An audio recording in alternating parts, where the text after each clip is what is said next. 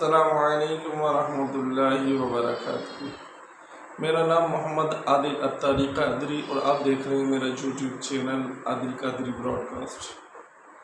الحمدللہ ہمارے اس چینل پر ہمارے یہ سلسلہ عجائب القرآن جس میں قرآنی واقعات بیان کیے جا رہے ہیں، یہ سلسلہ جاری و ساری ہے۔ آج پارٹ 3 انشاءاللہ عزوجل پیش خدمت ہے۔ اس سے پہلے ہم 2 پارٹ بنا چکے ہیں جو کہ ہمارے چینل پر موجود ہے۔ اگر کوئی ہمارے چینل پر نیا ہے تو وہ ہمارے چینل کو سبسکرائب کریں، بیل آئیکن پر پریس کریں تاکہ ہر آنے والے نوٹیفیکیشن انہیں بر وقت بآسانی مل سکے اور وہ ہماری تمام ویڈیوز دیکھ سکیں، اور اس طرح قرآنی واقعات جو قرآن کریم فرقان حمید میں ذکر ہوئے ہیں، بیان ہوئے ہیں اللہ رب العزت کی طرف سے، انہیں جان سکیں اور ان سے جو عبرت کے مدنی پھول ہیں انہیں بھی حاصل کر سکیں۔ آئیے ہم اپنے سلسلے کی طرف بڑھتے ہیں۔ محترم سامعین و ناظرین کرام، روایت ہے کہ حضرت داؤد علیہ السلام کے قوم کے 70,000 آدمی عقبہ کے بعد سمندر کے کنارے ایلا نامی گاؤں میں رہتے تھے۔ یہ لوگ بڑی فراخی اور خوشحالی کی زندگی بسر کر رہے تھے۔ اللہ تعالیٰ نے ان لوگوں کو اس طرح امتحان دیا کہ سنیچر کے دن یعنی ہفتے کے روز مچھلی کا شکار ان لوگوں پر حرام فرما دیا اور ہفتے کے باقی دنوں میں شکار حلال قرار پایا، مگر اس طرح ان لوگوں کو آزمائش میں مبتلا فرما دیا کہ سنیچر کے دن پانی پر مچھلیاں تیرتی بہت زیادہ نظر آتی تھی، جبکہ بقیہ دنوں میں ایسا نہیں ہوا کرتا۔ لہذا شیطان نے ان لوگوں کو حیلہ بتایا کہ اللہ کی نافرمانی سے بچنا ہے تو سنیچر کے دن شکار نہیں کرنا، لیکن مچھلیاں بہت زیادہ ہوتی ہیں، لہذا پانی سے لے کر خشکی کی طرف کچھ نالیاں بنائی جائیں اور خشکی پر ایک حوض بنا دیا جائے، ان تمام نالیوں کا رخ حوض پر ہو تو ہفتے والے دن ادھر سے پانی اس خشکی والے حوض کی طرف چلا جائے گا، جس کے ذریعے سے مچھلیاں بھی آ جائیں گی۔ اس طرح سے شکار کیے بنا مچھلیاں حاصل ہو جائیں گی اور دوسرے دن ان مچھلیوں کو شکار کے طور پر حاصل کر لیا جائے گا، لہذا تم اللہ کی نافرمانی سے بچ جاؤ۔ اب یہ شیطانی وسوسہ تھا جو کہ کچھ لوگوں کی سمجھ میں آ گیا۔ 3 طرح کے لوگ تھے۔ کچھ لوگ ایسے تھے جو شکار کے شیطانی حیلہ سے منع کرتے رہے اور ناراض و بیزار ہو کر شکار سے باز رہے۔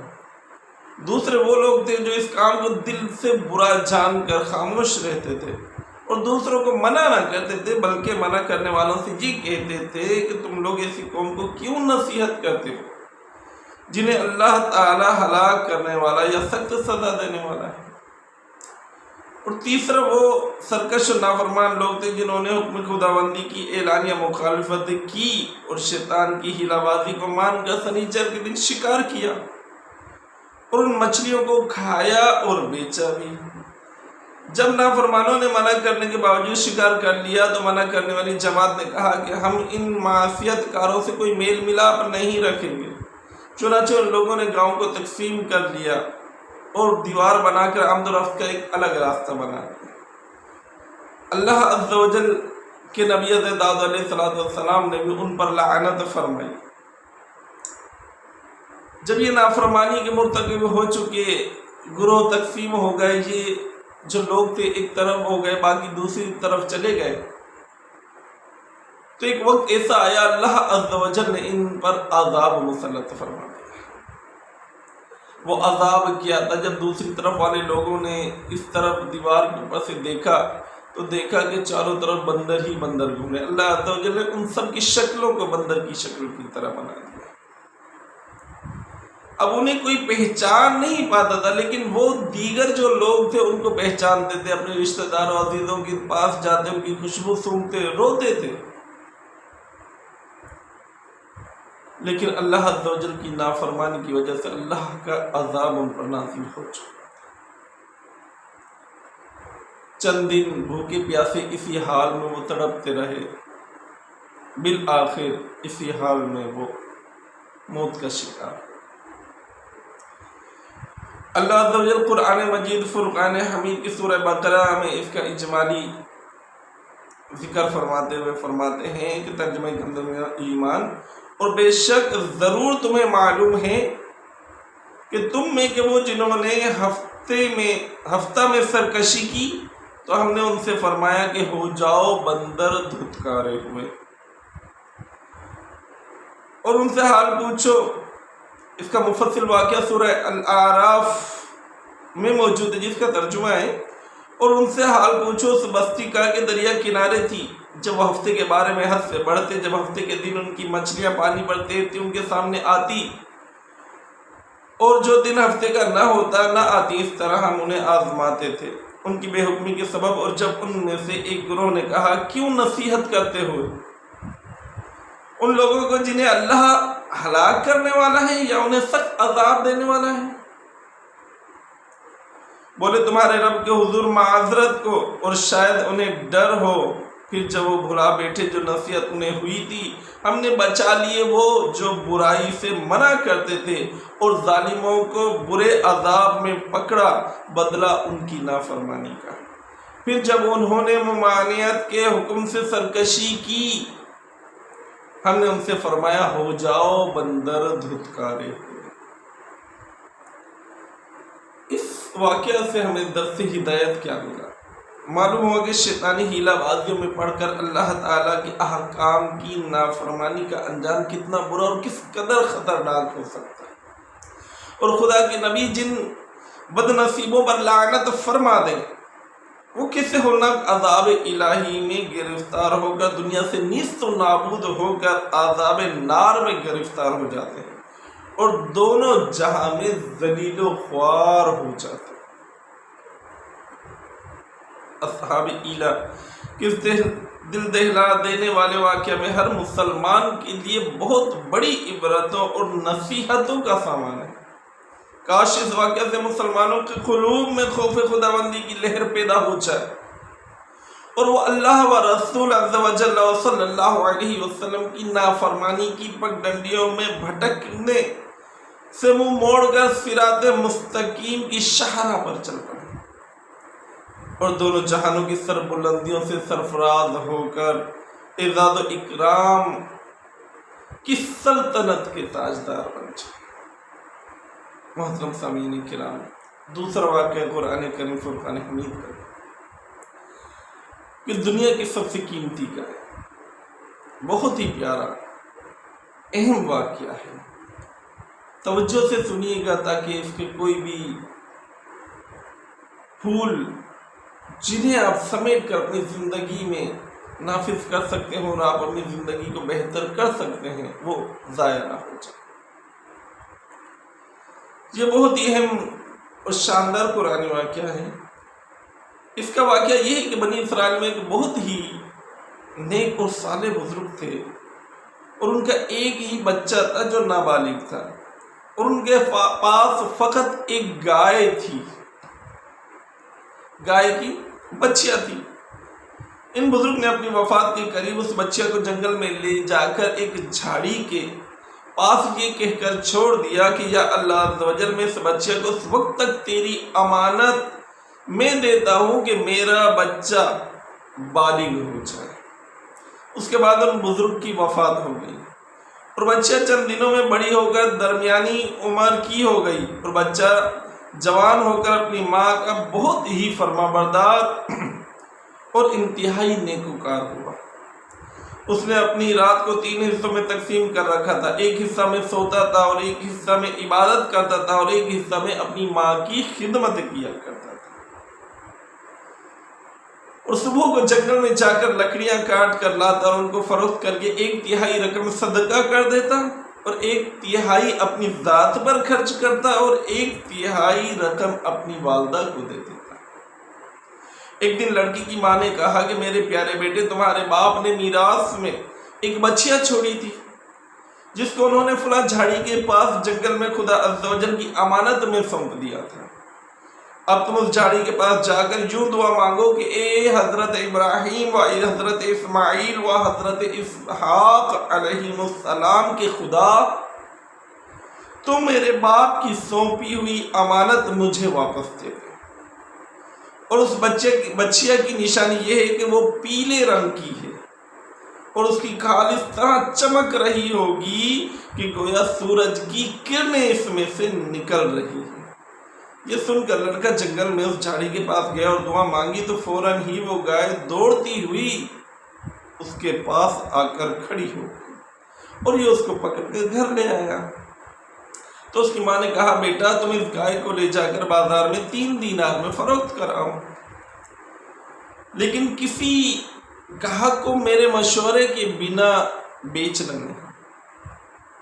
ان دنوں میں گائے کی اس طرح کی گائے کی قیمت 3 دینار تھی، لہذا تم ماں کے مشورے کے بنا حکم ہو گیا کہ اس گائے کا سودا نہیں کرنا۔ تو ایک گاہک آیا جو کہ کوئی فرشتہ تھا،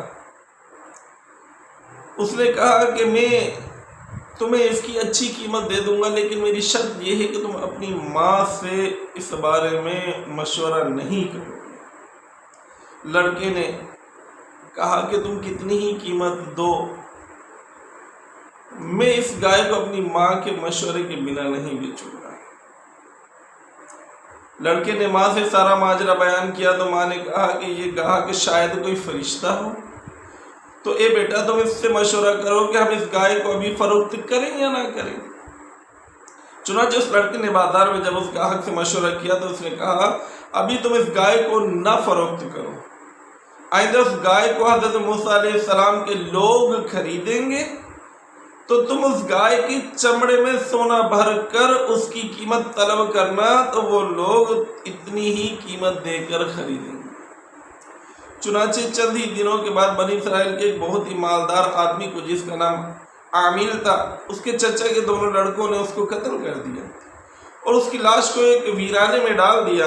صبح کو قاتل کی تلاش شروع ہوئی، جب کوئی سراغ نہ ملا تو کچھ لوگ حضرت موسیٰ علیہ السلام کی خدمت میں حاضر ہوئے اور قاتل کا پتہ پوچھا تو آپ نے فرمایا کہ تم لوگ ایک گائے ذبح کرو اور اس کی زبان یا دم کی ہڈی لاش کو مارو تو وہ زندہ ہو کر خود ہی اپنے قاتل کا نام بتا دے گی۔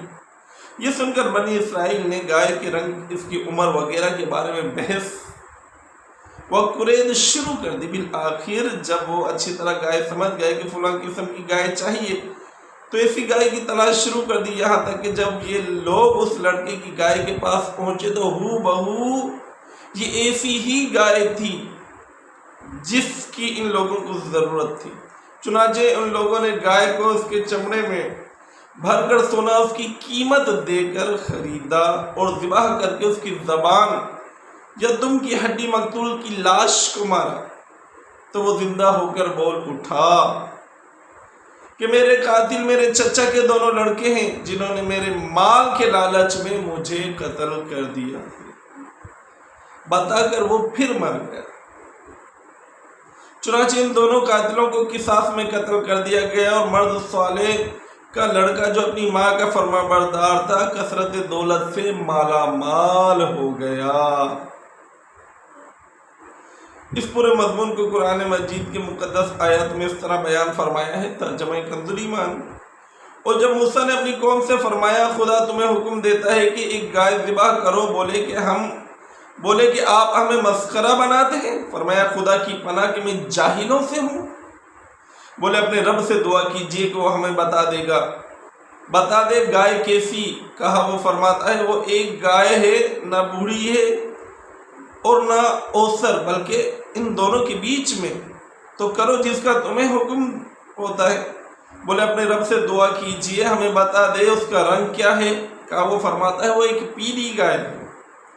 رب سے دعا کیجئے ہمیں بتا دے اس کا رنگ کیا ہے؟ کہا کہ وہ ایک پیلی گائے ہے جس کی رنگت ڈہاتی دیکھنے والوں کو خوشی دیتی۔ بولے اپنے رب سے دعا کیجئے کہ ہمارے لیے صاف بیان کرے کہ وہ گائے کیسی ہے، بے شک گائیوں کو ہم کو شبہ پڑ گیا اور اللہ چاہے تو ہم راہ پا جائیں گے۔ کہا وہ فرماتا ہے وہ ایک گائے ہے جس سے خدمت نہیں لی جاتی، کہ زمین جوتے اور نہ کھیتی کو پانی دے، بے عیب ہے جس میں کوئی داغ نہیں۔ بولے اب آپ ٹھیک بات لائے تو اسے ذبح کیا اور ذبح کرتے معلوم نہ ہوتے تھے، اور جب تم نے ایک خون کیا تو ایک دوسرے پر اس کی تہمت ڈالنے لگے، اور اللہ کو ظاہر کرنا تھا جو تم چھپاتے تھے، تو ہم نے فرمایا اس مقتول کو اس گائے کا ایک ٹکڑا مارو، اللہ یوں ہی مردے جلائے گا اور تمہیں اپنی نشانیاں دکھاتا ہے کہ کہیں تمہیں عقل ہو۔ اس واقعہ سے بہت ہی عبرت انگیز اور نصیحت خیز باتیں ملتی ہیں۔ وہ یہ کہ جو نیکوکار ہوں، اللہ عز و جل کے سپرد کوئی بھی امانت کرتے ہیں تو اللہ عز و جل ان کی امانت کی حفاظت کرتا ہے، اور جو نیکوکار اولاد ہوتی ہے اللہ عز و جل انہیں برکتوں سے بھی مالا مال فرما دیتا ہے۔ وہ یتیم بچہ تھا، کچھ اس کے بعد مال نہ تھا، لیکن چونکہ ماں کی خدمت کی، اللہ عز و جل کی رضا والے کام کیے، اللہ عز و جل کی نافرمانی کبھی نہ کی، تو اللہ عز و جل نے اسے ڈھیروں مال کے ساتھ مالا مال فرما دیا۔ سبحان اللہ، اللہ کی قدرت۔ لہذا اس سے ہمیں یہ درس بھی ملتا ہے کہ ہمیں اپنے والدین کی خدمت کرنا چاہیے، اپنی کمائی سے انہیں ضرور دینا چاہیے، ان کی فرما برداری کرنا چاہیے، اور انہیں کسی بھی لمحے، کسی بھی وجہ سے، کسی بھی بات پر ناراض نہیں کرنا۔ محترم سامعین کرام، 70,000 مردے زندہ ہو گئے تھے، وہ کیسے ہوئے؟ یہ حضرت حزقیل علیہ السلام کی قوم کا ایک بڑا ہی عبرت خیز اور انتہائی نصیحت آمیز واقعہ ہے، جس کو خداوند قدوس نے قرآن مجید کی سورہ بقرہ میں بیان فرمایا کہ حضرت حزقیل علیہ السلام کون تھے۔ یہ حضرت موسیٰ علیہ السلام کے تیسرے خلیفہ ہیں جو منصب نبوت پر سرفراز کیے گئے۔ حضرت موسیٰ علیہ السلام کی وفات اقدس کے بعد آپ کے خلیفہ اول حضرت یوشع بن نون علیہ السلام ہوئے، جن کو اللہ تعالیٰ نے نبوت عطا فرمائی۔ ان کے بعد حضرت کالب بن یوحنا علیہ السلام حضرت موسیٰ علیہ السلام کی خلافت سے سرفراز ہو کر مرتبہ نبوت پر فائز ہوئے، اور تیسرے پھر ان کے بعد حضرت حزقیل علیہ السلام حضرت موسیٰ علیہ السلام کے جانشین اور نبی ہوئے۔ حضرت حزقیل علیہ السلام کا لقب ابن العجوز، بڑھیا کے بیٹے ہیں، اور آپ ذوالکفل بھی کہلاتے ہیں۔ ابن العجوز اس لیے کہلاتے ہیں کہ آپ کی ولادت اس وقت میں ہوئی تھی جبکہ آپ کی والدہ بوڑھی تھی، بڑی عمر کی تھی، اور ذوالکفل اس لیے کہ 70 انبیاء کرام کی کفالت آپ نے کی تھی اور انہیں قتل سے بچا لیا تھا، اس لیے یہ بھی لقب آپ کو دیا جاتا ہے۔ اب مردوں کو زندہ ہونے کا واقعہ اس طرح سے ہے کہ بنی اسرائیل کی ایک جماعت جو حضرت حزقیل علیہ السلام کے شہر میں رہتی تھی، شہر میں طاعون کی وبا پھیل گئی، جس پر کی وجہ سے لوگوں پر موت کا خوف طاری ہو گیا۔ یہ لوگ موت کے ڈر سے سب شہر چھوڑ کر ایک جنگل میں بھاگ گئے اور وہیں رہنے لگے، تو اللہ تعالیٰ کو لوگوں کی یہ حرکت بہت زیادہ ناپسند ہوئی۔ چنانچہ اللہ تعالیٰ نے ایک عذاب کے فرشتوں کو اس جنگل میں بھیج دیا، جس نے ایک پہاڑ کی آڑ میں چھپ کر اور چیخ مار کر بلند آواز سے یہ کہہ دیا کہ موتو، یعنی تم سب مر جاؤ۔ اور اس محیب اور بھیانک چیخ کو سن کر بغیر کسی بیماری کے بالکل اچانک یہ سب کے سب مر گئے، جن کی تعداد 70,000۔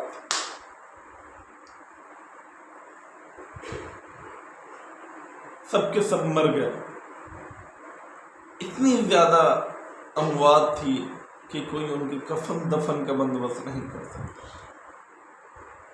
چند لوگوں نے ان پر رحم کھایا اور رحم کھا کر ان کے گرد دیوار کھڑی کر دی کہ وحشی جانوروں سے ان کی لاشیں محفوظ رہ سکیں۔ اب وہ 70,000 لاشیں پڑی ہیں، تعفن پھیل رہا ہے، بدبو پھیل رہی ہے، جبکہ جنگل آگے پیچھے علاقوں میں بھی پھیل گئی۔ عجیب ماحول ہو گیا،